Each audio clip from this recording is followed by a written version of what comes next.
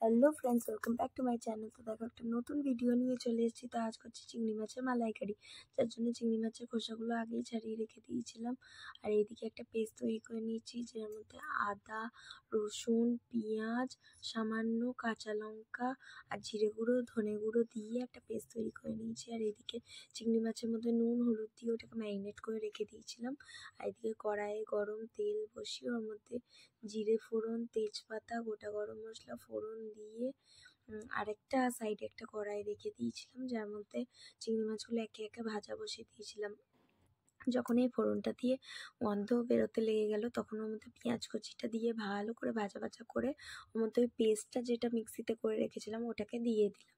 ওটা দেওয়ার পর ওর মধ্যে পরিমাণ মতন হলুদ, কাশ্মীরি লঙ্কা, নুন, সামান্য চিনি দিয়ে ভালো করে মশলাটা কষিয়ে যখন মশলাটায় তেল ছেড়ে দিয়েছে তখন একে একে ওইখানে চিংড়ি মাছগুলো ভাজা হয়ে যাওয়ার পর ওই চিংড়ি মাছগুলো দিয়ে দিয়েছি।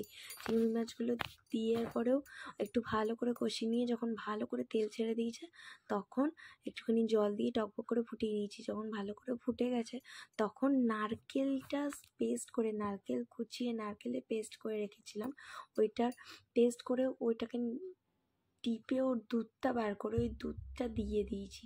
ওই দুধটা দেওয়ার পর যখন টকবক করে ফুটে উঠেছে ওর মধ্যে একটু শাহি গরম মশলা দিয়ে আমি এটাকে নামিয়ে দিয়েছি। গরম ভাতে শুধু এটা দিয়েও খেতে পারো আর এমনিও অনেক তরকারির সাথেও খেতে পারো।